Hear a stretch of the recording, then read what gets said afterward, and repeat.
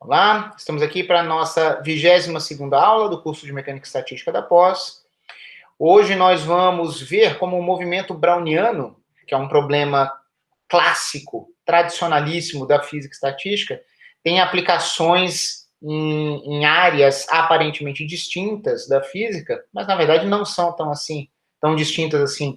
Então, no caso, vamos ver como o movimento browniano é pertinente, aparece em um importante problema de economia. No caso, vamos apresentar a equação de Black-Scholes para o preço de derivativos financeiros como sendo uma equação proveniente, de certa forma, de movimento browniano. Embora a demonstração formal dessa equação não será realizada nesta aula aqui, somente na próxima. Então, essa aplicação em econofísica.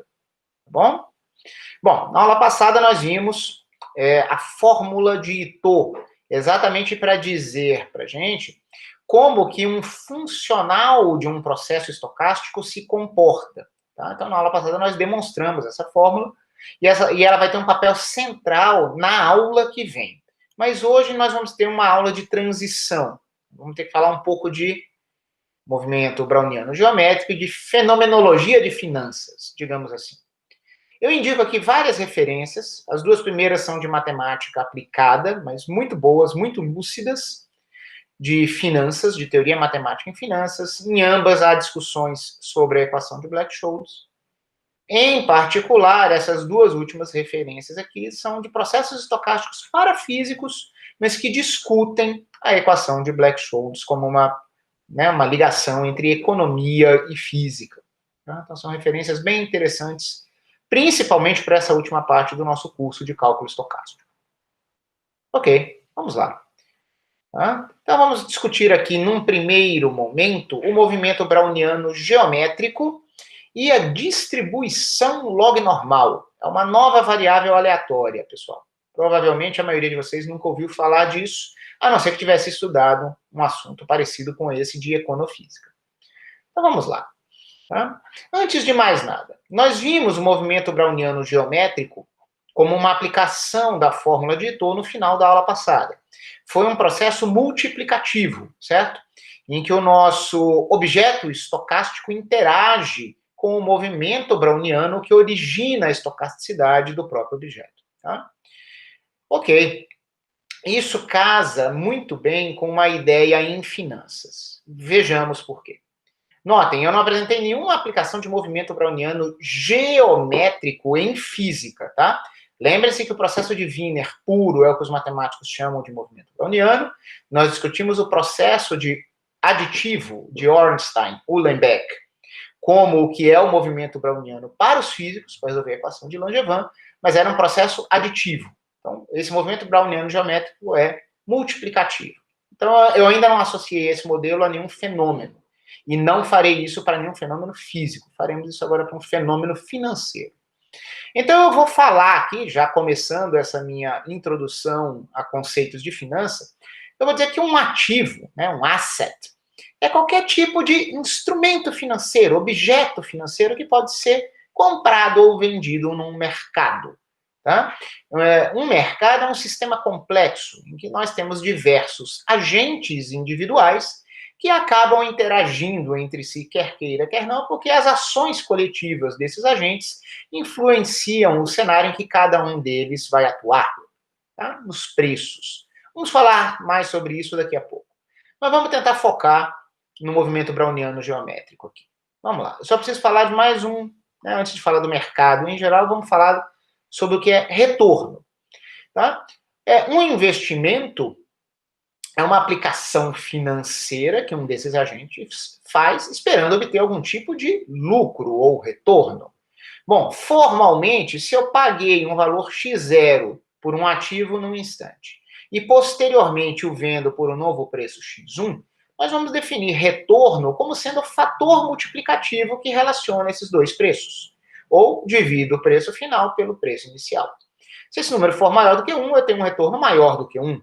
Se fosse, por exemplo, 1,3, seria um retorno de 30%. Se for um número menor do que 1, 0,9, quer dizer que houve uma depreciação de valor do meu investimento. Tá? Então, notem que retornos são números positivos, tipicamente. Tá? Não faz muito sentido a gente pensar em preços negativos. Tá? Esses retornos aqui são números tipicamente positivos, e o que é mais importante é se eles são menores do que 1 ou maiores do que 1. Tá? Mas, nem sempre a nossa terminologia é clara. Então, muita gente também chama de retorno, na verdade, o que seria um retorno relativo ou taxa de retorno desse investimento. Imagine o seguinte, x1 menos x0, que pode ser positivo ou negativo, depende da comparação entre esses números. A gente pode normalizar isso pelo próprio investimento inicial x0, claramente fazendo uma divisão. Isso aqui é o retorno, como definido antes, menos 1. Só que a gente chama isso de uma taxa de retorno ou retorno relativo. Tá bom? Ótimo. Às vezes a gente chama isso só de retorno. Fiquem atentos à literatura e ao contexto. Tá? Agora, quem disse que eu preciso pensar só em 2 instantes de tempo para pensar nos meus retornos? Eu poderia pensar em toda uma sequência, uma recorrência, tá? Eu teria aqui uma recorrência em que sucessivamente nós teríamos updates, atualizações nos preços do nosso ativo de interesse, só que não necessariamente sempre com o mesmo valor. Nós poderíamos ter aqui um retorno dependente do tempo, certo? Então, de um dia para outro, o meu ativo se valorizou ou desvalorizou por um certo valor, no dia seguinte temos uma outra, um outro fator multiplicativo. Tá bom? Notem que, em geral, os nossos retornos relativos ou taxas de retorno passam a depender também do tempo. Instante posterior, preço do meu ativo no instante posterior, menos o preço original, dividiu, a gente chega na mesma relação de antes. Só que agora, se esse cara depende do tempo, esse cara também depende do tempo. Trivial, certo? Ótimo. Só que aí, o que isso tem a ver com o que a gente estava trabalhando? Na prática, esses retornos têm que ser variáveis aleatórias. Eu não sei o que vai acontecer com o mercado, como ocorrerá a dinâmica de preços. Eu não sei como os outros agentes vão se comportar, certo? Então, de um período para o próximo, se a gente pensar sequencialmente no tempo, eu não sei qual será a taxa de retorno do meu investimento. Então, nós devemos modelar esses retornos como variáveis aleatórias, tá bom? Pessoal, evidentemente, no mundo real econômico, o tempo é discreto. Não existe transação em tempo contínuo. Porém, nós não precisamos que o tempo verdadeiro da fenomenologia das nossas observações seja contínuo. Basta que nós tenhamos um número suficientemente grande de eventos, de oportunidades de transação, para que a gente possa dizer que esse intervalo de tempo de transação tendeu a zero e podemos adotar equações diferenciais, certo? Com tempo contínuo, cujo tratamento analítico muitas vezes é mais simples do que quando nós ficamos com somatórios com tempo discreto, tá? Nós vamos para modelos de tempo contínuo porque eles podem ser convenientes. É o que acontece, por exemplo, em dinâmica de fluidos. Nós temos modelos de contínuo, mesmo que a gente saiba que a gente não poderia ir para escalas espaciais arbitrariamente menores, porque nós não teríamos mais um fluido quando nós chegássemos na escala dos átomos das moléculas. Tá bom? Então, a gente faz um modelo de tempo contínuo, mesmo que a dinâmica econômica verdadeira seja em tempo discreto. Basta haver muitas oportunidades de transição.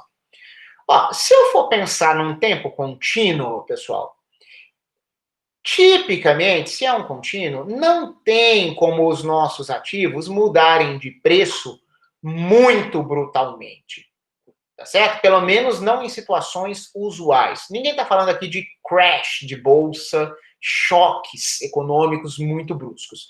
Aí é outra história. A gente está tentando imaginar aqui, nós vamos tentar construir modelos para ativos financeiros estocásticos, que serão modelados por processos estocásticos. Digamos assim, é estocástico, mas as regras do jogo não mudam. Ninguém está falando de um grande crash repentino. Tá bom? Então, notem que essa grandeza aqui, a variação do preço dos nossos ativos de interesse, tende a ser diferencial. tende a ser pequeno se a gente está considerando horizontes temporais muito mais longos do que um único passo de transação, tá bom? Então a gente percebe que esse camarada aqui, ele vai ter um jeito de diferencial, porque isso tenderá a uma diferencial, usando uma linguagem bem intuitiva, tá? Então, eu só quero dizer, pessoal, que esse modelo multiplicativo vai cair naturalmente no que a gente chamou de movimento browniano geométrico. Vejamos, tá? Isso aqui não vai ser uma demonstração ou dedução no sentido formal, mas vocês vão ver que é bem factível que o modelo de contínuo seja aquele que nós vimos no final da aula passada. Vamos lá. Aqui tem um detalhe de modelagem extremamente relevante, tá? Pessoal, considerações empíricas e analíticas sugerem que os logaritmos dos retornos sejam gaussianos. Olha só. Pessoal, deixa eu voltar. Eu disse que esses retornos devem ser considerados como variáveis aleatórias. Alguém pensa, qual é a variável aleatória no contínuo aí mais universal que existe? Gaussianas. Ah, então vou inventar uma recorrência estocástica em que eu começo com um x0 bem definido, que é meu preço original, vou multiplicar por uma gaussiana. Aí eu vou para o x1. Aí multiplico por outra gaussiana. Vou chegar no x2. Será que isso é bom? Pessoal, lembre-se que gaussianas podem gerar valores positivos e negativos. Ok? Positivos e negativos. E como eu disse, nossos preços aumentam ou diminuem, mas preço negativo não faz muito sentido, né? Repara, nós formalmente podemos até pensar em preços negativos quando nós não estamos adquirindo produtos. A gente pode imaginar que nós já tínhamos produtos e nós os vendemos para ter dinheiro na mão para comprar outras coisas. Então, podem aparecer preços negativos ou quantidades negativas de um ativo. Mas não é esse o espírito do que a gente está fazendo aqui. Além do mais, tem um detalhe. Se a gente fosse propagar temporalmente essa recorrência multiplicativa, notem, a gente pode substituir essa expressão nela própria, né? Então, o xt mais 1, ele seria RT menos 1, xt menos 1. Percebem que a gente pode ir propagando assim? A gente poderia ir jogando essa recorrência nela mesma e apareceria um monte de multiplicação dos fatores R de T. Pessoal, multiplicação de gaussianas não é bem comportada analiticamente. Tem coisa mais simples do que isso. Ué, professor, mas o que interessa é a realidade. Tudo bem, vamos lá. Primeiro eu estou dando fatores analíticos. Eu dei 2 fatores analíticos aqui para dizer que não, esses R de T's aqui, os retornos absolutos, não devem ser gaussianas. Primeiro, eu não gostaria de ver fatores negativos surgindo aqui estocasticamente do sorteio da gaussiana para me dar preço negativo. E outra coisa, na recorrência surgem produtos de gaussianas. Produtos de gaussianas não são particularmente bem comportados. Somas de gaussianas são bem comportadas. Tudo bem? Então, esses são os meus argumentos analíticos. Agora, vamos para considerações empíricas. Pessoal, os retornos relativos às nossas taxas podem ser aproximadamente descritas por gaussianas na prática. Os gráficos de ações, de mercados de ações que vocês veem no dia a dia, não relatam para a gente necessariamente os valores das ações. Às vezes eles são os valores das ações, mas muitas vezes a gente vê os retornos relativos. E esses caras podem ser positivos ou negativos, mostrando subidas ou quedas, tá bom? Então, essas grandezas aqui, parece que tem algo mais a ver com grandezas estocásticas que poderiam ser positivas ou negativas. E, além disso, na prática das finanças, eles se revelam aproximadamente gaussianos, ou pelo menos gaussianos num nível de aproximação empírica de ordem zero. Ok? Então, tudo isso sugere, essas considerações analíticas e empíricas, sugerem que os logaritmos dos retornos sejam gaussianos. Lembrem-se, pessoal, que logaritmos são as nossas tabelas de conversão de multiplicação para a adição. Eu disse que eu não queria ver multiplicação de gaussianas, mas a adição de gaussianas seria maravilhoso. Só que log do produto é soma dos logs, não é? Então, se os logs dos retornos forem gaussianos, que maravilha! Quer dizer que o log de um produto soma dos logs. Se os próprios logs dos retornos forem gaussianos, nós podemos ter somas de gaussianas.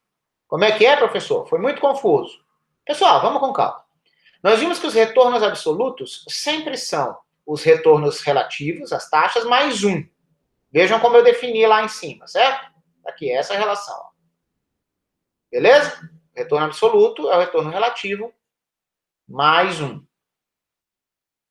Toma log dos dois lados. Log do R de t igual a log de 1 mais RT. Mas, se a gente está querendo preparar um tempo contínuo, a gente sabe que essas taxas de variação aqui serão muito pequenas. Lembra que eu tinha sugerido que isso aqui teria uma cara de diferencial? Porque os nossos preços de ativos, longe de situações de crash, de quebra de bolsa, vão variar não muito, vão variar de forma relativamente suave. Ora, expansão em série de potências do logaritmo, 1 mais algo pequeno é algo pequeno. Então, se o módulo do nosso R de t for muito menor do que 1, a gente sabe que os retornos relativos serão essencialmente o logaritmo dos retornos absolutos. Eu disse que a gente tinha evidência empírica de que esses caras variavam como gaussianas. Ora, então isso é evidência de que os logs dos retornos absolutos variem como gaussianos. Tá bom? Aqui eu coloco simbolicamente por que esses caras seriam pequenos. Isso não é muito importante, mas eu achei que o argumento que eu dei aqui foi bom. Esse cara é gaussiano, então o log desse cara tende a ser gaussiano. E é verdade, né, pessoal? Pega a recorrência multiplicativa original, toma log dos dois lados. Log do x de t, log de um cara mais o log do outro. Essa recorrência é aditiva, ela é telescópica. Nós poderíamos somar ela para t menos 1, com ela para t menos 2, e chegaríamos nessa solução aqui, ó, que a gente já fez várias vezes nesse curso. O log do x de t seria o log do preço inicial do nosso ativo, mais uma soma de logs. Então, realmente, se cada um desses caras for gaussiano, soma de gaussianas independentes vai ser uma gaussiana analiticamente tratável. Então, são elementos de consistência para esse modelo que eu estou querendo apontar aqui, tá, pessoal? Então, eu quero dizer que nós temos tudo aqui para imaginarmos que nós devemos dizer que a diferencial no log, notem que aqui são os logs de t sucessivos, instantes sucessivos. Então, essa diferença desses dois caras, se eu passasse esse para o outro lado, é uma diferencial do log. Deva ser uma normal, porque o log dos retornos absolutos deve ser normal. Tudo bem? Esse é o modelo básico. Aí, somando várias diferenciais do log, a gente propagaria do log do preço inicial para o preço do nosso ativo num instante globalmente mais avançado, somando várias normais. Mas, infinitesimalmente, cada diferencial de log seria uma normal. Pessoal, o que foi o movimento geométrico que a gente viu na aula passada? A gente viu que, essencialmente, a diferencial do log de um ativo, de uma variável, mas que lá naquela ocasião eu já chamei de ativo, seria gaussiano, com o processo de Wiener. O que a gente fez lá na outra aula foi dar uma pequena escala para alargar as nossas normais, alargar ou contrair, e botamos uma tendência determinística. Foi essa equação diferencial estocástica aqui, que nós chamamos de movimento browniano geométrico. Tudo bem? Então, usei essa ideia dos retornos multiplicativos, de uma recorrência multiplicativa, para tentar dizer por que isso aqui seria relevante em finanças. Pessoal, isso é muito relevante em finanças, isso aqui é o ponto de partida de vários modelos, inclusive da equação de Black-Scholes. Tudo isso que eu falei até agora foi para tentar motivar de novo isso, ao invés de pura e simplesmente jogar isso para vocês, tá bom? Só que aí, vamos falar um pouquinho mais. Ora, tá bom. Então, peraí. Então, olhem para essa expressão aqui. Então, o logaritmo do meu preço, pessoal, eu vou passar a chamar Eu estou chamando de x, em outros momentos eu vou chamar de S, de estoque, tá, de ativo. Vai ser soma de normais, que é normal. Isso nos leva a uma questão probabilística, não é nem de processos estocásticos. Esquece o tempo. Esquece o tempo agora. Esquece que a gente está propagando. Eu quero pensar só no seguinte, tá? Terei uma variável cujo logaritmo é normal. Vamos estudar isso sem tempo. Vamos pegar uma única variável aleatória e imaginar quem é essa variável aleatória pura, sem tempo, cujo logaritmo é normal. Eu preciso entender isso para eu saber quais são as consequências para cá, tá bom? Ora, tem que ser exponencial de uma normal. A gente não pode fazer funções de variáveis aleatórias? Se eu tiver uma função que é exponencial de uma normal, eu sei que o logaritmo dela vai matar a exponencial, vai ser a normal. Então, a variável aleatória que vai basicamente expressar o comportamento probabilístico por trás disso aqui é o que a gente chama de uma log normal. Me dê uma variável aleatória normal de média mi, variância sigma quadrado, e construa uma função dessa variável aleatória dessa forma, exponencial de x. Você tem uma nova variável aleatória. Qual é a distribuição de probabilidade dessa nova variável aleatória? É o que a gente chama de distribuição log normal. E a variável é uma variável aleatória log normal. Tá bom? Qual é a cara dela? Vamos ver qual é a cara dela? Lembra como que a gente obtém uma distribuição de probabilidade, uma densidade de probabilidade de uma nova variável a partir de uma outra conhecida? Ó, se não tivesse essa delta aqui, daria 1, não é isso? A gente integraria a densidade da gaussiana em todo o espaço, ela é normalizada, daria 1.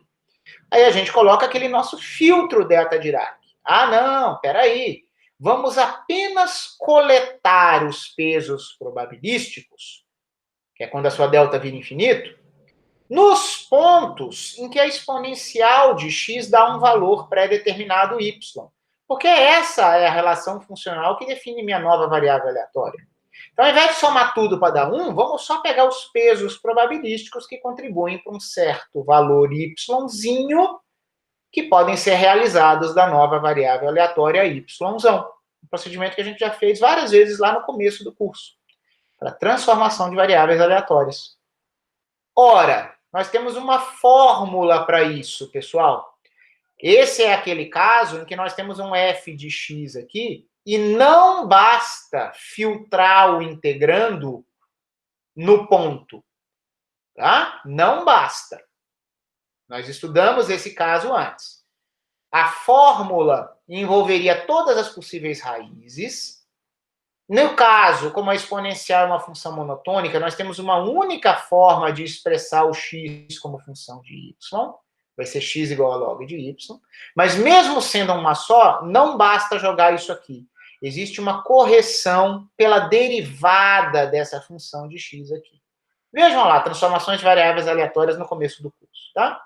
A fórmula que está lá, que nós deduzimos, diz que nós devemos pegar esse integrando, jogar no x como uma função de y, mas devemos dividir pelo módulo da derivada desta função quando temos a relação funcional de x como função de y também.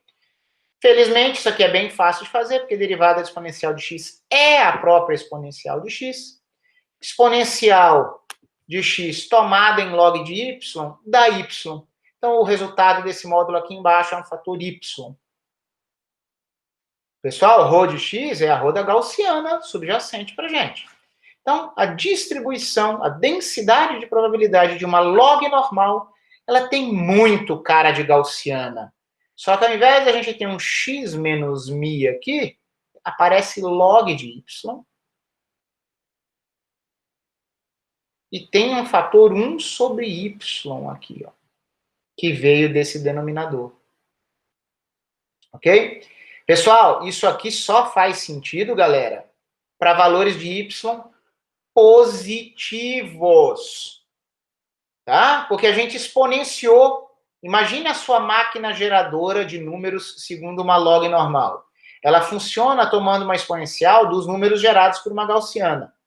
As possíveis realizações de uma gaussiana são positivas ou negativas. Porém, exponencial de positivo ou de negativo não importa, só dá positivo. Então, y é positivo aqui. Claro, né? Eu não poderia estar tomando logaritmo de coisas negativas aqui.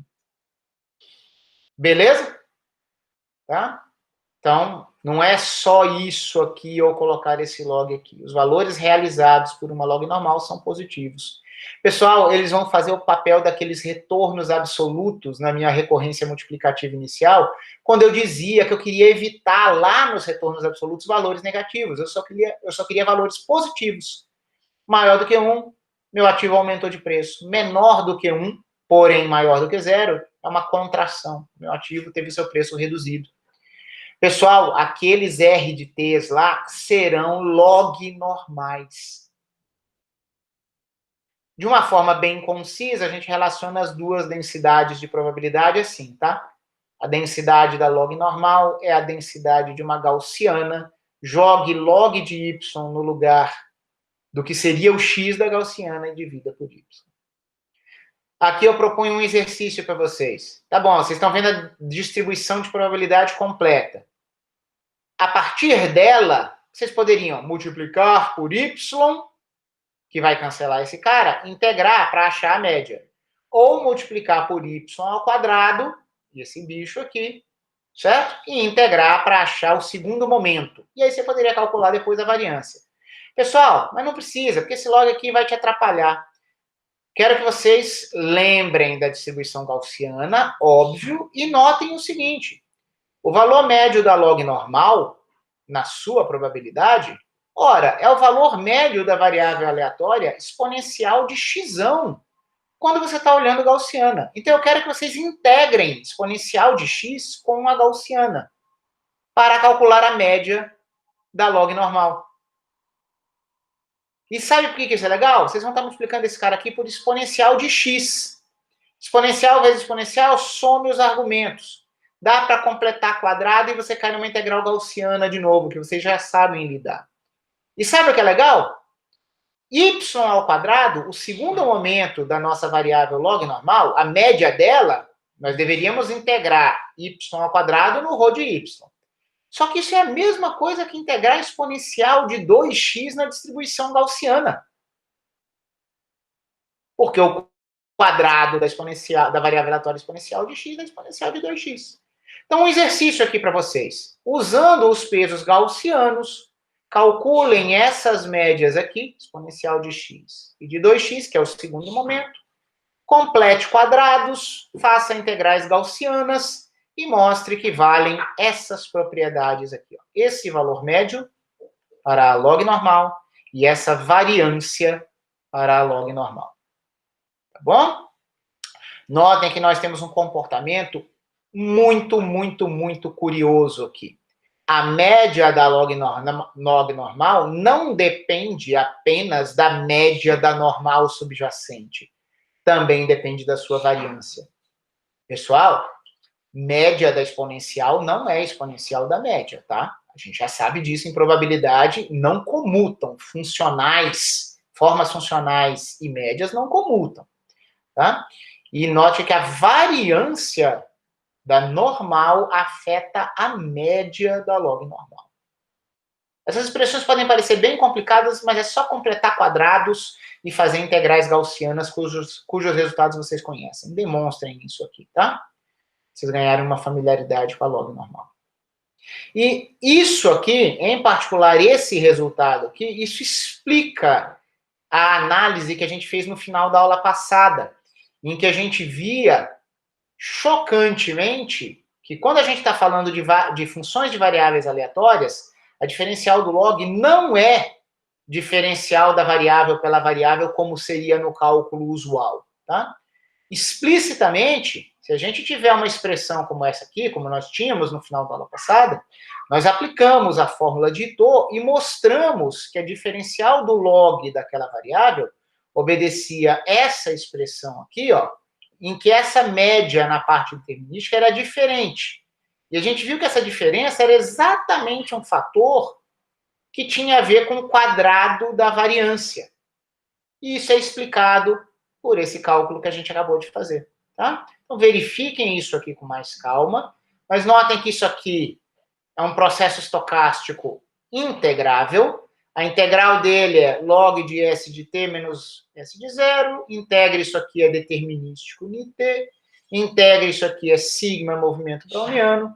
Portanto, se isso aqui é normal, quer dizer que o meu log de S de t é uma variável normal de média log de S de zero mais nT. E qual é a variância? Tem um sigma ao quadrado desse cara e tem um t intrínseco ao movimento browniano.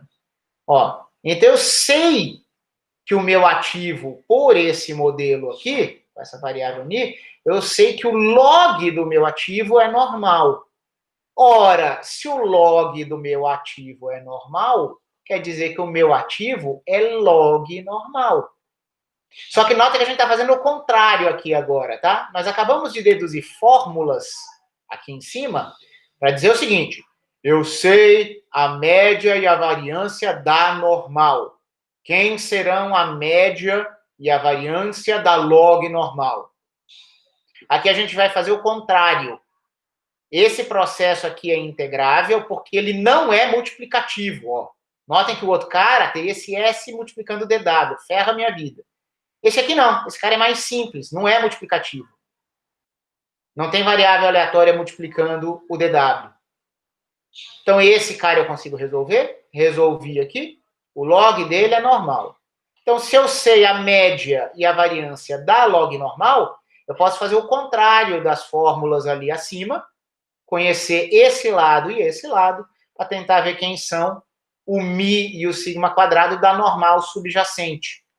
Então, S de t é log normal, vocês podem fazer as contas segundo aquelas fórmulas e vocês vão chegar nisso aqui, ó. Tá? Vocês vão chegar nessas expressões. Tá? Notem que a gente realmente tem que fazer pequenas correções aqui nas médias, que tem a ver exatamente com essa correção aqui. Eu sei que eu estou passando rápido, mas vocês têm que verificar essas contas por si próprios, tá? Só quero dizer que tudo é compatível. O resultado que veio da fórmula de Thor tem tudo a ver com a diferença, com a relação que existem entre as médias e as variâncias da log normal e da normal subjacente a ela. Verifiquem isso aqui. Desculpem, foi um pouco rápido, mas é o que a gente pode fazer nesse contexto à distância de ensino remoto que a gente está fazendo aqui agora, tá bom? Tenho mais coisas para falar aqui para vocês agora. Agora a gente vai deixar a matemática um pouco de lado e vamos ter um monte de informações qualitativas sobre princípios de finanças, tá bom? Para a gente poder entender também o nosso modelo para derivativos financeiros, que será a equação de Black-Scholes. Vamos lá. Vamos começar com temas muito básicos aqui, talvez alguns de vocês conheçam, do dia a dia, mas talvez alguns de vocês nunca tenham tido alguma, digamos assim, uma introdução organizada a isso. Então vamos lá, muito rapidamente, tá? Pessoal, é tácito na economia, tá? É assumido que os preços de produtos surgem naturalmente da interação de diversos agentes em um mercado. Quem são os agentes? São vendedores, são consumidores, diferentes tipos de vendedores, diferentes tipos de consumidores. A vida real é extremamente complicada, porque, por exemplo, nós podemos comprar certos produtos por um preço mais alto do que o que nós encontraríamos num outro local, num outro mercado ou numa outra cidade, porque, na verdade, nós não queremos ter o trabalho de ir até o outro local, certo?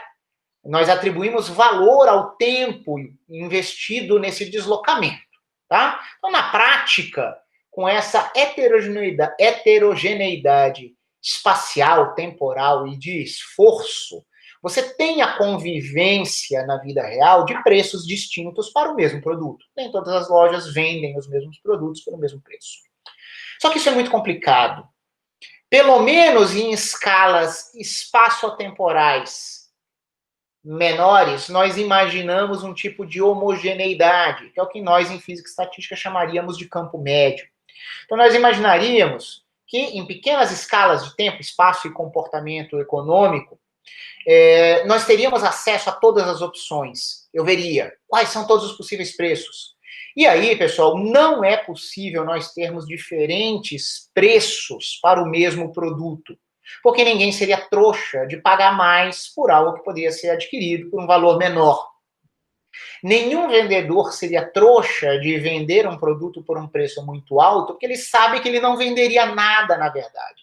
Se os consumidores tivessem acesso completo e imediato à informação de todos os possíveis produtos, eles não vão comprar um produto mais caro de você, sendo que estaria disponível, sem esforço para eles, o mesmo produto por um preço mais baixo. Ok? Então, essa dinâmica econômica de conhecimento compartilhado, reação rápida e sem fricção, que a gente chama, e de agentes racionais que nunca vão querer perder dinheiro, leva a uma dinâmica em que preços mais altos são empurrados para baixo e preços mais baixos são empurrados para o alto até você encontrar um preço de equilíbrio. Fantástico. Por quê? Imagine que você tem maçãs sendo vendidas a R$ 8 ou a R$ 10 numa região em que tudo é acessível. Se isso existisse, essa diferença de preços pelo mesmo produto, se mantivesse numa escala de tempo em que eu pudesse operar, eu iria até o local onde as maçãs são vendidas por R$ 8, investiria capital meu para comprar essas maçãs por R$ 8, e aí, imediatamente, eu me deslocaria até onde elas são vendidas por R$ 10 e teria gente pagando R$ 10 por elas. Então, só por essa transferência eu teria um lucro líquido de R$ 2 imediato. Certo? Pessoal, é quase termodinâmico, é quase como o calor querer fluir do corpo mais quente para o corpo mais frio espontaneamente. Você não tem uma tendência de busca de equilíbrio térmico?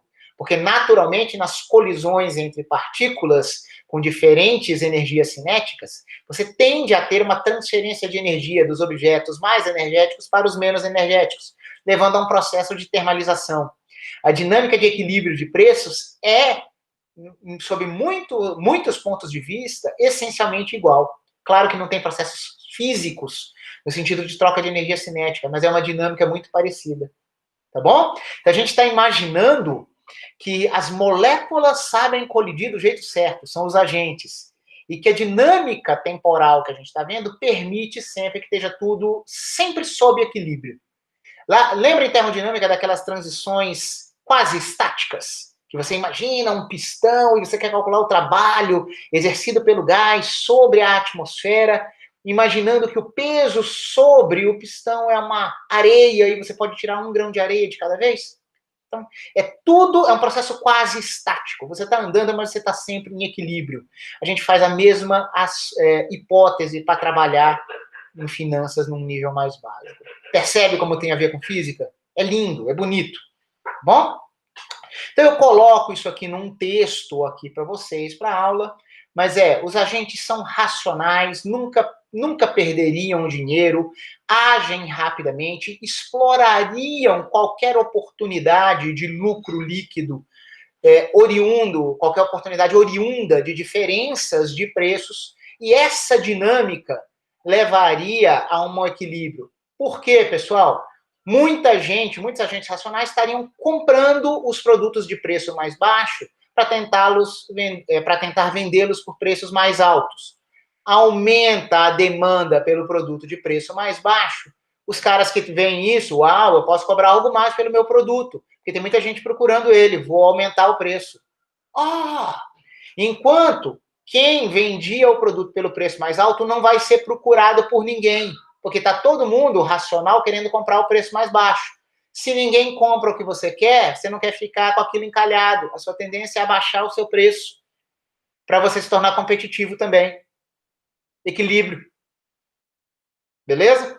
Essa é a ideia do que a gente chama de hipótese do mercado eficiente. Você nunca vai ter um lucro livre de risco, um lucro líquido livre de risco, porque sempre que essas oportunidades aparecessem, o mercado rapidamente se estabiliza. Tá bom? Eu coloquei tudo isso que eu falei aqui em palavras, tá bom? Para vocês estudarem depois, mas essencialmente a hipótese de mercado eficiente é que agentes racionais e hiperreativos, muito rapidamente reativos, levam a equilíbrios instantâneos. Então, os preços de equilíbrios em mercados seriam únicos e surgiriam disso. Repito o que eu falei no começo, não são únicos numa sociedade verdadeira, porque nós temos largas escalas de tempo, espaço, aí vem uma heterogeneidade, tá bom? Aí é muito difícil de se trabalhar.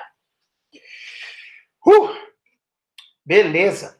Pessoal, essa mesma noção de equilíbrio se aplica a instrumentos financeiros mais complexos. Tá? Então, eu coloco aqui, ó, ambientes econômicos estáveis oferecem uma taxa básica de juros livre de risco. O que isso quer dizer, pessoal? Existem processos muito mais complicados do que o que a gente pode discutir aqui agora. Inflação, deterioração do seu capital, certo? Por diversos motivos, ou mesmo deterioração do seu patrimônio, caso você tivesse um patrimônio. Toda estratégia de análise de investimentos não envolve só dinheiro na mão, mas também patrimônio. São bens que poderiam ser vendidos, isso entra na sua análise. Então, se você tem imóveis, eles podem se deteriorar, uma vizinhança ruim faz um imóvel que você tinha cair de valor. Tudo isso estaria envolvido em ampla escala numa análise de investimentos, tá bom? O livro do Loenberger, que eu coloquei lá na primeira página do curso, é sensacional para você entender essas estratégias de investimento em amplo sentido, não só em nível pessoal, mas para você ser um profissional disso, tá? Mas ambientes econômicos oferecem uma taxa básica de juros, né? Deixa eu simplificar de novo. A gente ouve falar taxa básica de juros. Pessoal, claro que tem heterogeneidades, né, entre os serviços que bancos nos oferecem. Mas, em geral, os serviços que eles nos oferecem, sei lá, uma poupança. Poupança é mais ou menos a mesma coisa em qualquer banco. Na verdade, é um produto que tem que ser igual mesmo. E isso não varia. Porque qualquer instituição bancária que te oferecesse uma taxa muito diferente, se os agentes fossem racionais, todo mundo ia colocar ali. Certo? Que te desse um retorno muito mais alto. Todo mundo ia colocar o seu dinheiro ali. E aí os outros bancos teriam que acompanhar esse mesmo serviço. Então, essa taxa também não vai ter muita heterogeneidade, tá bom? Então, eu coloquei isso aqui. Isso é importante nas modelagens em finanças. Sempre há uma taxa básica de juros livre de risco. Popularmente falando, o dinheiro não fica no colchão, certo? Porque aí seria uma deterioração. E não é que você está deixando de ter lucro, não. É que você estaria perdendo mesmo, tá? Então, essa mesma taxa é oferecida por todo mundo. Então, o que acontece? Você, na verdade, seguir essa taxa básica de juros livre de risco, isso não quer dizer que você de verdade está lucrando. Na verdade, você só não está tendo prejuízo. Mesmo que nominalmente o seu ativo ou o seu patrimônio esteja subindo de valor, mas o mundo inteiro está subindo de valor. Todo mundo tem disponível para si aquela taxa básica de juros. Então, o máximo que você faz é seguir a tendência. Não é porque você está mais rico. Se você realmente quer aumentar o valor relativo do seu patrimônio, do seu capital, dos seus ativos, você tem que correr risco. Era isso que eu queria dizer com a hipótese do mercado eficiente. Não há oportunidade de lucro sem risco, porque tudo é tão reativo que ou você fica na mesma para não ter prejuízo, só que ficar na mesma, todo mundo ficou na mesma, na verdade você não está mais rico. Você quer lucro verdadeiro? Você tem que correr risco. Tá bom? É isso. Tá? Só que agentes racionais podem querer lucrar, mas eles querem correr o menor risco possível. Também não é maluco. Você também não vai ficar na beira de um penhasco perto, né? Isso não seria um comportamento racional. Então, primeira estratégia básica para você trabalhar. Você não deveria apostar todos os seus investimentos em uma única aplicação de risco. Por quê? Porque maus resultados de vários ativos financeiros sujeitos a flutuações, muitas vezes podem ser, ou nós podemos escolher, selecionar ativos descorrelacionados. Quando um der um retorno bom, o outro pode dar ruim.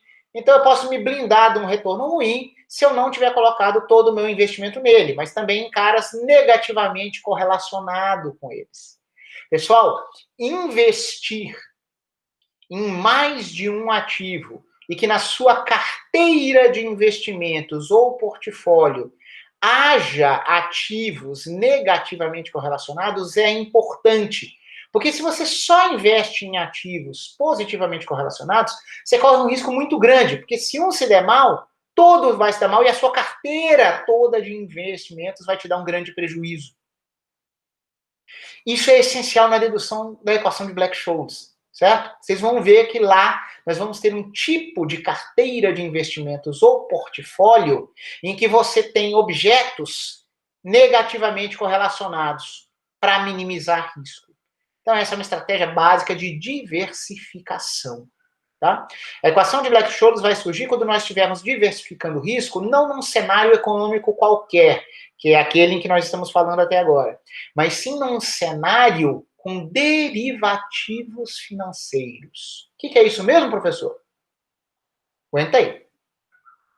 Bom, deixa eu só falar, já vou falar aqui o que são os derivativos financeiros, só que, ó, só para a gente falar um pouco mais precisamente de risco, tá? No sentido mais simples possível, risco é a variabilidade do retorno do seu investimento. Pode ser que o seu retorno relativo seja positivo ou negativo. Se eu pensasse em retorno absoluto, pode ser que ele seja maior do que 1 ou menor do que 1. Tá? Então, algo essencial é que, dadas opções de mesmo risco, opções de investimento de mesmo risco, o agente racional sempre vai querer o maior retorno médio possível. Equiparou o risco? Para que eu vou me submeter até um retorno médio baixo? Eu queria um retorno médio alto. Tudo bem? Então, esse é um critério operacional básico. A grande dúvida é, você quer ter um retorno médio mais alto, mas com mais risco? Ou um retorno médio, que pode até ser positivo, só que mais baixo desde que você corra menos risco? A resposta para isso aí já não é exatamente matemática. É da personalidade, da psicologia de cada agente. Há indivíduos propensos ao risco ou não. E aí, essa é uma situação em que você tem uma subjetividade muito grande. Eu não, né, tenho que pensar, quero correr mais risco para eu possivelmente ter mais ganhos? Pode ser que eu seja arrojado. Pode ser que eu queira ter possibilidades de ganhos menores. Mas é ganho, tá? Não é prejuízo. Ganhos menores e menos risco. Isso é individual, subjetivo. Ok. Então, essa história de formar uma carteira de investimentos com diversificação de risco, em que você tenha ativos negativamente correlacionados, ela encontra uma concretização mais direta quando nós trabalhamos com derivativos financeiros. Pessoal, qual é toda a ideia da economia? Nós temos diversos tipos de produtos financeiros, tá? Então, grandes agentes, instituições, bancos, entidades privadas, governos, inventam objetos financeiros, produtos financeiros, para que os agentes mais individuais, certo? Pessoas físicas, ou, mas na verdade tem grandes corretoras, se interessem por esses instrumentos financeiros, aportem dinheiro, e aí essas instituições, como bancos ou governos, vão ter dinheiro disponível em caixa para realizar ações. É assim que um governo pode captar dinheiro, por exemplo, emitindo letras de título do tesouro. Seria o seguinte, o governo fala, ó, pega aqui um papel meu do governo, pega isso aqui, eu te garanto que isso aqui nunca vai se deteriorar, porque eu sou o governo. Você espera que o governo vai derreter? Esperamos que não, certo? Mas um governo digno do nome nunca deveria incorrer nesse risco. Tá? Então, instituições financeiras como bancos também fazem isso. A ideia utópica de uma boa economia é que você teria instituições que fornecem serviços aos clientes, conseguem acumular capital de trabalho e, por sua vez, pudessem usar esse capital para financiar novas empresas, novos empreendimentos, que gerassem um lucro que depois seria repartido segundo regras justas, se houver regulação. Certo? Porque um agente racional, se não for obrigado, não vai repartir lucro, certo? Isso é tão elementar e há pessoas que se dizem esclarecidas e liberais e não entendem isso, certo? Regulação é essencial porque um agente racional não vai abrir mão do seu lucro se não for obrigado pelas regras do jogo. Beabá, certo? Bom, vamos lá. Alguns instrumentos financeiros importantes assim são derivativos financeiros. O que é um derivativo? Pessoal, um derivativo de um ativo financeiro é uma carteira de investimentos, um portfólio, com base naquele ativo subjacente. E o seu preço será uma função do preço daquele ativo básico subjacente. Hã? Como assim, professor? Vejamos. Vamos ver um exemplo bem específico que vai ser o que a gente vai usar aqui para a gente trabalhar, tá bom? Trabalhar, inclusive, lá quando chegar na equação de Black-Scholes. Então, eu vou chamar isso aqui, ó, exemplo de trabalho para a gente. O mais simples, todos os livros textos abordam esse exemplo para um derivativo financeiro, que é um instrumento complexo, mas que seja o mais simples possível. Nós vamos estar falando de uma opção europeia de compra. Que diabos é isso? Pessoal, uma opção europeia de compra é um contrato firmado entre um autor ou proponente e um comprador. Dois lados para ter um contrato, certo? Estabelecendo direitos e obrigações. Tá? Esse contrato, esse papel, ele tem um preço. Por quê? Porque ele pode ser negociado. É um papel que te dá direitos e obrigações, você tem uma expectativa de ter lucro com isso. Isso virou um ativo por si só. Esse papel tem valor, ele é transferível, certo? Por mais que haja um proponente e um comprador, há uma certa impessoalidade. Não do proponente, o proponente sempre vai ser o mesmo cara. Mas se eu sou um comprador, firmei um contrato como esse, não tenho mais interesse, eu posso passar para um outro comprador que poderá exercer esse contrato com o oponente lá no futuro. Vamos ver um pouco mais, tá? Então, um contrato que estabelece direitos e obrigações pode ser negociado, portanto, tem um preço, tem um valor. Pessoal, a equação de Black-Scholes será uma equação que regerá o preço do contrato. O preço do contrato será regido por uma equação diferencial parcial, que é a equação de Black-Scholes. Tá bom? Que envolverá movimento browniano.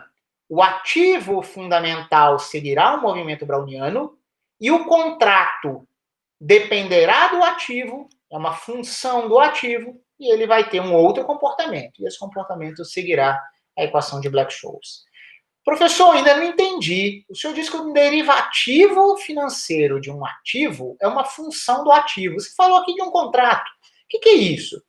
Pessoal, imagina que você tem ações puras numa bolsa, no mercado. Vai lá e flutua. Um contrato de opção é alguma coisa assim, ó. Ó, eu sou um cara do banco, eu sou confiável, eu tenho um monte de ações. O contrato que eu, proponente, ofereço para você, comprador, é o seguinte: você me dá uma grana aqui agora e a gente vai colocar umas regrinhas para o contrato. Você me dá uma grana, eu te concedo esse contrato. Eu me comprometo a vender ou comprar para você, depende das regras, uma certa quantidade de ações, um lote de 1.000 ações da Petrobras. Ok? Então, notem, qual é o ativo básico subjacente? Algum tipo das ações da Petrobras. Tem vários tipos. Petrobras não é uma coisa só negociada na bolsa, certo? Então, tem lá o ativo da Petrobras. O que é o derivativo? É um contrato que alguém de grande porte, um proponente, diz: ó, eu te dou o direito de comprar ou vender, sob certas regras, 1.000 ações da Petrobras numa certa data. Então, por isso que é um derivativo baseado naquele ativo subjacente. É um outro cara, é um contrato que envolve todo um pacote de ativos, mas é com base nesse ativo. Facilita? Vamos lá, vamos falar mais. Por que eu falei de opção europeia de compra? Por que opção, antes de mais nada? Fale mais sobre esse contrato, professor. Falo. Vamos lá. O que vai ser uma opção europeia de compra? Pessoal, eu vou ler aqui, porque eu pensei com calma aqui nos termos, então eu acho que está bem descrito. É melhor do que eu tentar improvisar aqui de novo, tá? O contratante, quem compra o contrato, ele paga um valor C de ST. Tudo bem? Pessoal, em português, vocês podem, num primeiro momento, interpretar esse C como compra. Embora, na verdade, a origem seja do inglês de outra palavra, tá? Eu vou falar daqui a pouco. Mas é compra de um contrato de opção baseado num ativo básico de valor S, sei lá, seria cada ação da Petrobras, certo? No meu exemplo, que eu mencionei aqui agora há pouco. Então, ó, tem dois preços aqui, ó. S é o preço do ativo básico. C vai ser o preço do contrato. Que contrato? O que está nessa regra e que T é esse aqui? O contratante pagará, numa opção europeia de compra, vai pagar um preço C pelo direito de adquirir um pacote do ativo básico. Lembra que eu falei ali que podia ser 1.000 ações da Petrobras? Certo? Esse é o pacote do ativo básico. De preço S, esse é o preço do ativo básico, seria o preço de cada ação da Petrobras, pelo preço de exercício K. Preço de exercício. A gente vai dizer que o contratante poderá exercitar ou não a sua opção. Porque notem que eu falei do direito de adquirir. Como assim, professor? O cara pode ser que não queira adquirir? Esperem um pouquinho, pessoal. Então vamos lá. Preço de exercício K em uma certa data, chamada data de expiração ou data de maturidade da opção, do contrato de opção. E eu chamo de T. Não a data, porque eu não vou pôr uma data de calendário, mas é a quantidade de unidades de tempo após a contratação. Então, estamos hoje exatamente no dia 1º de julho de 2020. Então, digamos que a gente estivesse falando de um contrato de opção, certo? Que pudesse ser exercido ou não pelo contratante no dia 1º de setembro, tá bom? Julho, um mês para agosto, um mês para setembro, esquece aí 30, 31 dias, certo? Vou falar em T igual a 2 meses. Eu não falaria o 1º de setembro, entendeu? Então, é um contrato que poderá ser exercido ou não pelo contratante depois de 2 meses. Então, eu diria que a data de expiração seria 2 meses a partir de hoje. O ponto fundamental, pessoal, é que esse contrato já especificaria o preço K. O preço K pelo qual o proponente se comprometeria a vender para mim cada ação do meu ativo básico. Eu sei que eu estou falando em pacote, mas como a gente não determina a forma do pacote, é mais fácil falar por unidade, tá? Então, cada ativo básico teria um preço S e existe um preço de aposta, que é o que a gente chama preço de exercício K. Então, olha só que instrumento financeiro interessante. Proponente, contratante. Eles assinam um contrato que diz, daqui a um tempo T, o proponente será obrigado a vender cada ativo ao contratante pelo preço K. Ele se comprometeu com um valor. Nossa, mas o que vai acontecer de verdade? Pessoal, isso não deixa de ser uma aposta, tá? Qual é o interesse do contratante? Quem compra, quem adquire um contrato de opção de compra? Pessoal, o contratante, ele torce para que o preço do ativo SDT, que é um processo estocástico, seja maior do que o preço de exercício, o strike price. Ele quer que o ativo hoje tenha esse valor, tá aqui o strike price. Aí o ativo flutua, o contratante morre de medo, mas ele deseja que lá na data de expiração as ações valham mais. Sabe por quê?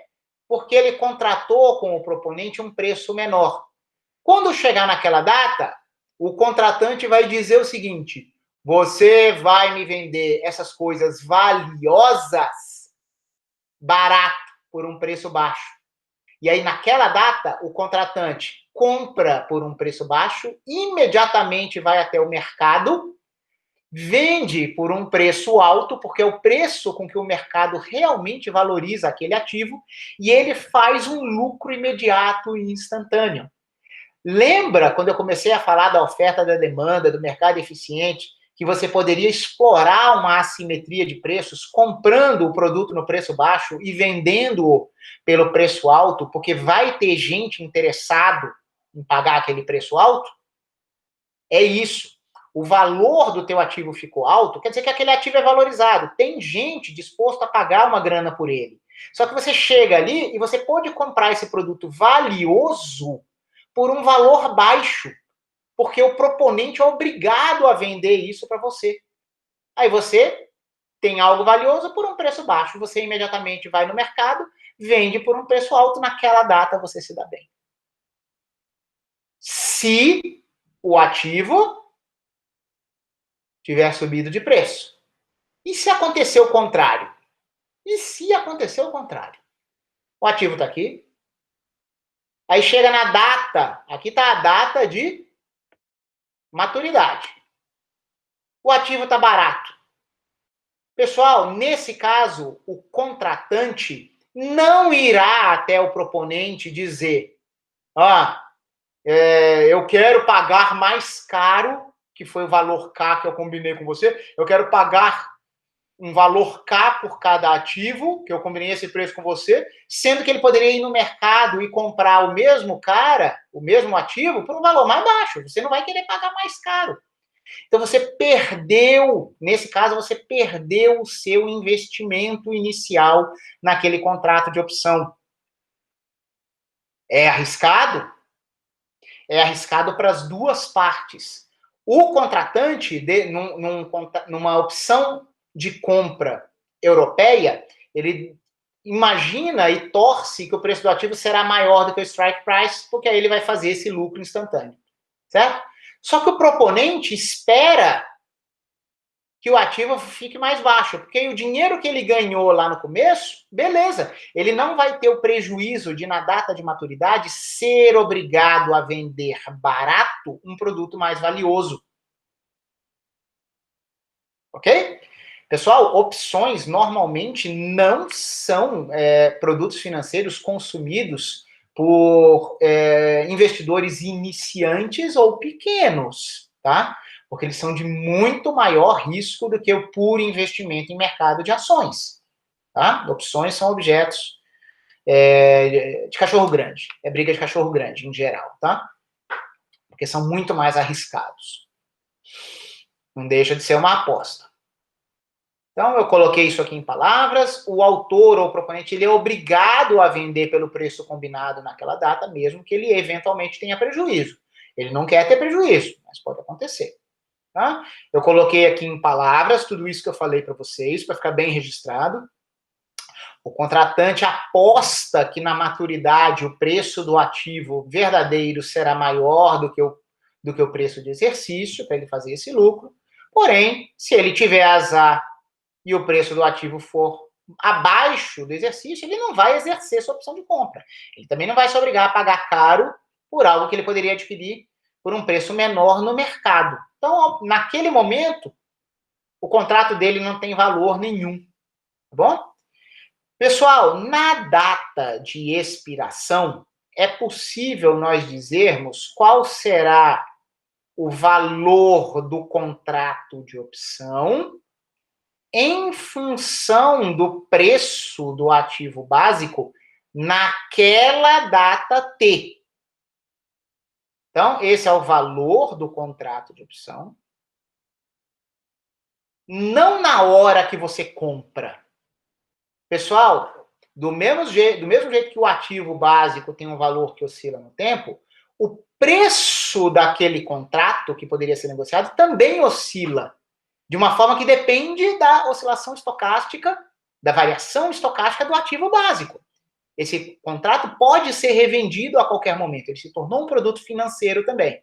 Só que como que o valor dele vai oscilando, depende de como o ativo básico foi oscilando. Esse aqui é um tipo de representação que não olha o tempo. Eu estou dizendo, lá na data de maturidade, na data de expiração do meu contrato de opção, Qual é o valor daquele meu papel? Eu fixei o momento, o instante que a gente está falando, isso aqui é na data de maturidade, mas na verdade esse valor continua sendo uma função do valor do ativo naquela data de maturidade. Então essa curva aqui em verde expressa matematicamente ou graficamente o que eu falei aqui para vocês. Se o ativo está abaixo do strike price, o valor dele está abaixo do preço de exercício que foi combinado, aquele contrato não vale mais nada na data. Ele não vale nada. Porque de que me adianta o direito de pagar mais caro em algo que está disponível barato no mercado? Me ferrei. Eu fui o cara que contratei, que fechei o contrato, que adquiri o contrato de opção e eu me lasquei. Isso agora na minha mão virou zero. Eu desembolsei no começo e hoje eu não tenho nada. Virou pó. Tá? Meu contrato virou pó. Porém, notem a possibilidade de ganhos ilimitados. Se chegou nessa data de expiração e o meu ativo está muito acima do que eu combinei com o proponente, olha o lucro que eu faço. É um lucro, em princípio, ilimitado. Tudo depende de eu ter tido sorte do meu ativo ter atingido um valor muito maior do que o strike price. Tá bom? Na data de maturidade, de expiração. Do mesmo jeito que o meu lucro pode ser arbitrariamente grande, notem que o prejuízo do proponente pode ser arbitrariamente baixo. Seria o negativo desse cara aqui, tá? Então, ó, eu tenho um prejuízo do meu, né, caso eu me dê mal, o meu prejuízo vai ser o valor que eu paguei hoje por comprar esse contrato de opção. Mas pelo menos eu sei o quanto que eu posso perder, é um valor fixo para mim. Já o proponente, o autor, pode se lascar muito. Porque ele não sabe de antemão qual é o tamanho do prejuízo que ele vai ter caso ele eventualmente tenha um prejuízo.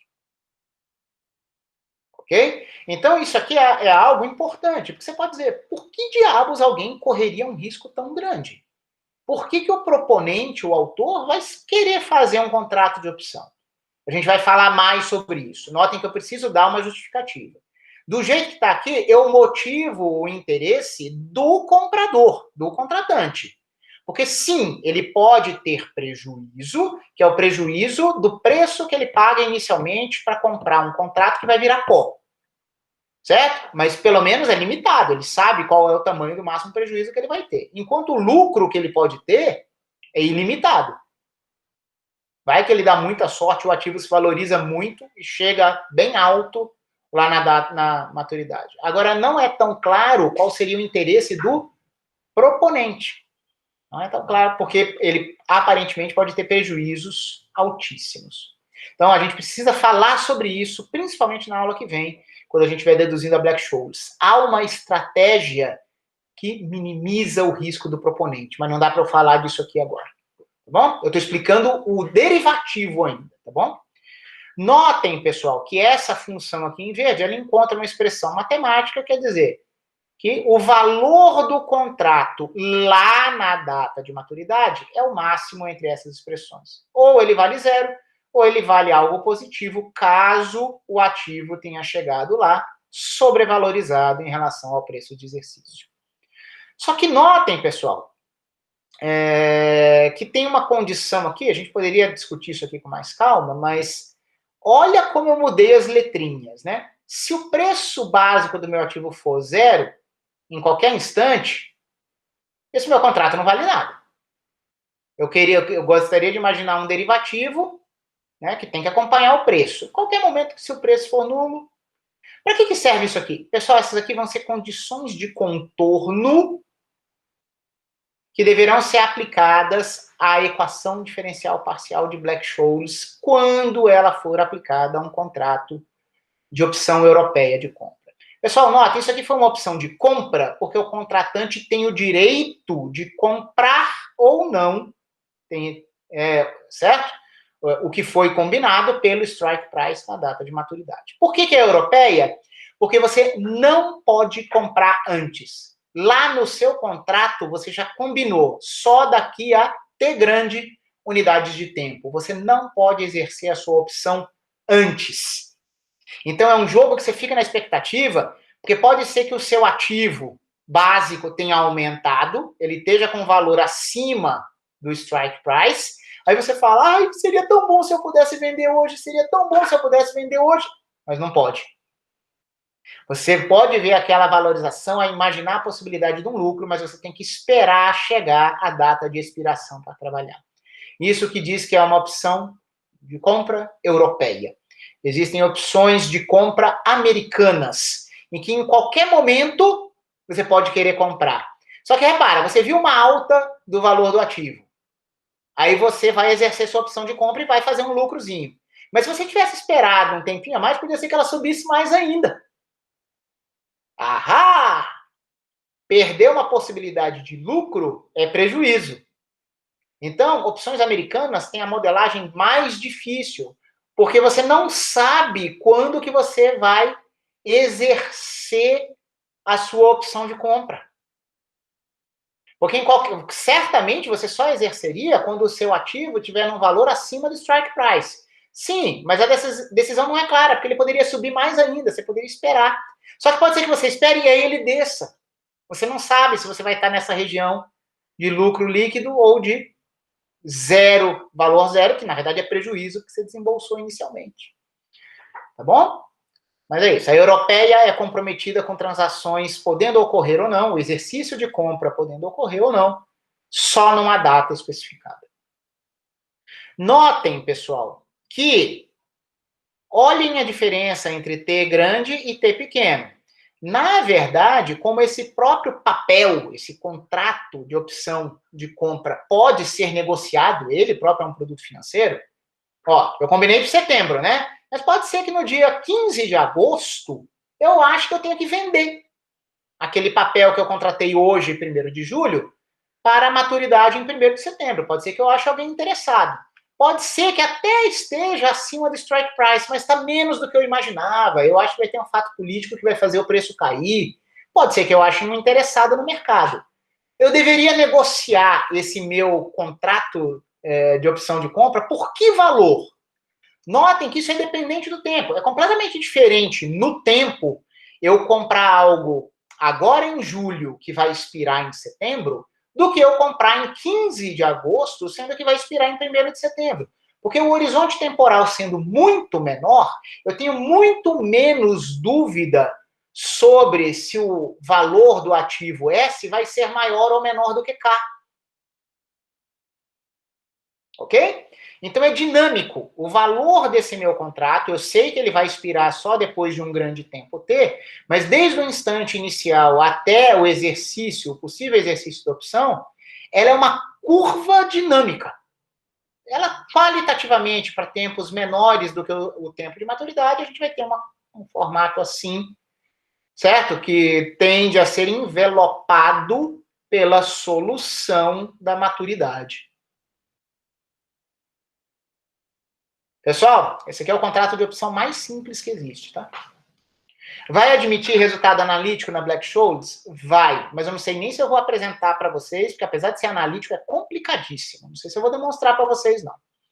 Vou decidir durante a preparação da próxima aula. Muitas vezes você tem que recorrer à solução numérica de EDPs com certas condições de contorno para você projetar um contrato de opção. Pessoal, planejar o preço de um contrato de opção não é necessariamente uma opção para o comprador. O preço que vai ser oferecido por você é bom, porque as diferentes instituições bancárias não cobrariam preços muito distintos por contratos equivalentes. Lembra do mercado eficiente? O que vai ser oferecido para você vai ser mais ou menos o mesmo para qualquer instituição bancária. Certo? Então você não vai ter preços muito distintos oferecidos por contratos de opção que, na verdade, são essencialmente o mesmo. Eles vão ter o mesmo preço, porque qualquer diferença, um banco seria sobrepujado pelo outro. As forças do mercado equilibram esses preços. Então não é você, contratante, pessoa física, digamos assim, certo? Que precisa se preocupar em modelar esse preço. Na verdade, isso é tarefa de engenharia financeira. Você precisa de analistas de governo ou de instituições bancárias que projetem instrumentos financeiros a preços justos e com regras justas que atraiam investidores para que eles realizem a captação de dinheiro, o acúmulo de capital, para que essas instituições façam outros planos. Ok? Então, notem que isso é mercado de trabalho. Tem um monte de pacote computacional pronto, certo? Procedimentos já estabelecidos, mas tem um monte de coisa não estabelecida, tem flutuações e complicações da realidade em cada caso. E você tem que adaptar os produtos que você oferece. Certo? Então, vamos lá. À medida que S de T flutua estocasticamente no tempo, tá? Então o mesmo vai ocorrer num tempo dinâmico com o valor do seu derivativo. Né? Aqui eu falei de derivativo com a letra C, porque eu estava pensando numa opção de compra europeia, que é um derivativo do ativo básico S de T. Tá? Eu vou parar de usar C de S de T. Eu quis usá-lo porque quase todo livro usa quando está falando de uma opção de compra. Mas eu vou falar de F de S de T porque pode ser um derivativo qualquer, pessoal. Tem vários outros derivativos além de opções de compra. Existem opções de venda. Existem derivativos que não são opções. Tá? Então, a gente vai falar do valor de um derivativo qualquer como sendo F de ST. Tá? Esse C de ST que a gente usava antes não vem de compra. Na verdade, o termo vem do inglês de call option. Call, você chama. Ah, eu quero comprar pelo valor que foi combinado comigo, se eu sou o contratante. Tá bom?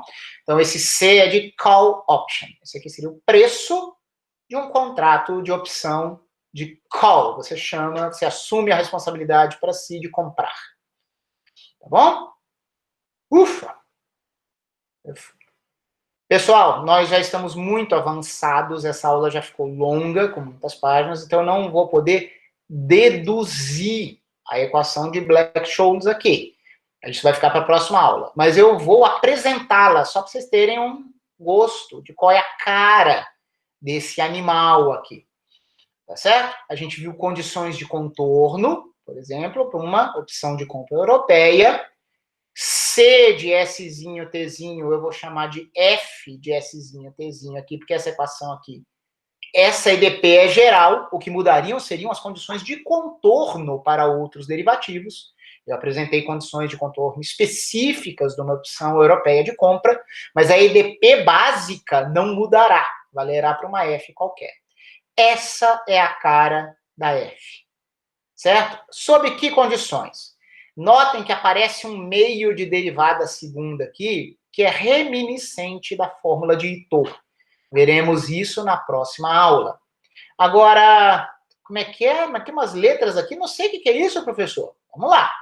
Pessoal, F é um F de ST. Acabamos de ver. É o preço do derivativo ao longo do tempo e com base no preço estocástico do ativo básico subjacente, com o qual eu monto aquele derivativo de preço F. Tá bom?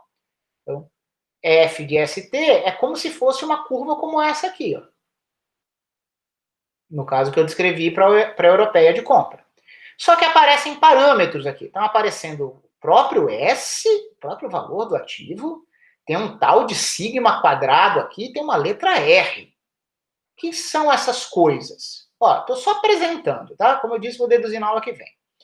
Pessoal, a gente vai imaginar que o ativo básico, S, stock price, o valor básico do ativo, segue um movimento browniano geométrico, que nós discutimos no começo da aula. Percebem a importância dele? Por que eu precisava discuti-lo um pouco? Ele vai ser o fundamento, sempre, de qualquer aplicação mais elementar da equação de Black-Scholes. Só que, lembra que eu falei que dinheiro não fica no colchão? Há um ambiente básico que é o mínimo que você tem que fazer para você não perder dinheiro? É o livre de risco. É você acompanhar o mínimo de tendência do ambiente econômico para que você não perca dinheiro. Não é lucro que você vai fazer dali. Mas todo e qualquer rendimento estocástico que você tenha, ele tem que ser comparado, digamos assim, com o rendimento basal de background que você teria para não perder dinheiro. Então, a equação de Black-Scholes envolve isso. Essa história de preços de equilíbrio tem a ver com um ambiente estável.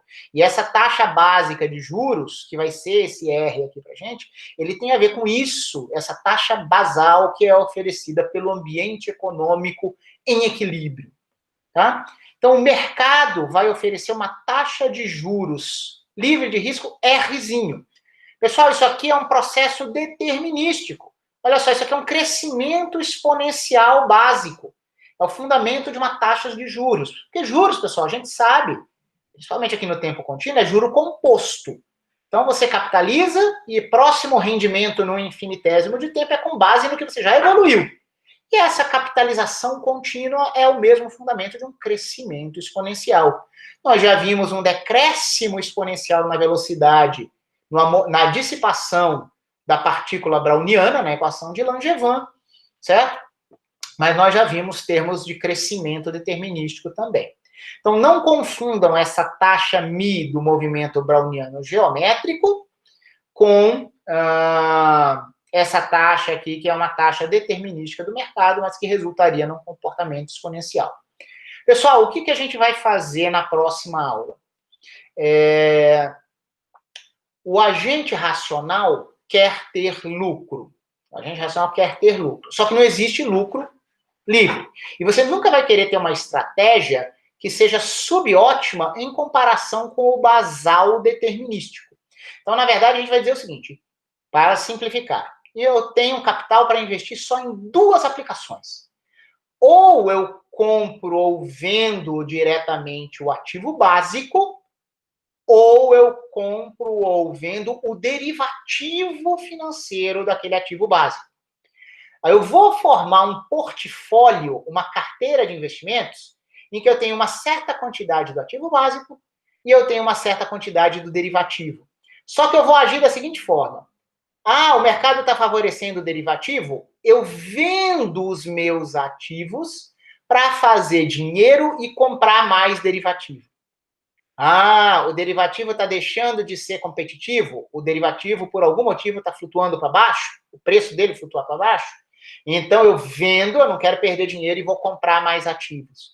Nós vamos formar um portfólio com uma fração do meu capital no ativo básico e com outra fração do meu capital no derivativo. E dinamicamente no tempo, a gente vai ajustando isso para fazer, sabe o quê?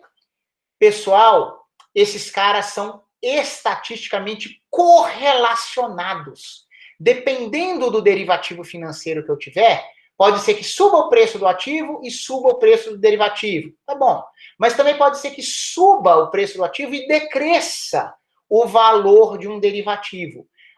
Só que o fato é, não interessa se a correlação é positiva ou negativa, mas há correlação não nula entre o ativo e o seu derivativo. Então, são flutuações estocásticas que conversam uma com a outra. A gente vai inventar um tipo de brincadeira de siga o rabo do mestre, em que você copia a estocasticidade do outro, de modo que a diferença entre a fração do seu portfólio que está no ativo ou no derivativo elimine uma componente estocástica. Então, é um portfólio dinâmico, ao longo do tempo você sempre vai variando a composição da sua carteira entre ativo e derivativo, de modo a você surfar no determinístico, evitando flutuações muito grandes e evitando prejuízos e riscos desnecessários. Muito blá, blá, blá, tem que ver como é que faz isso na prática, veremos isso na prática na próxima aula. Tá bom? Pessoal, isso aqui rendeu. Isso aqui é o grande produto, a equação de Black-Scholes é o grande produto de dois economistas que ganharam o Nobel de Economia. Lindíssimo, mas também não podia ser absolutamente trivial. Mas a gente vai conversar um pouquinho sobre isso na próxima aula. Peço apenas que vocês aguardem o fim da gravação.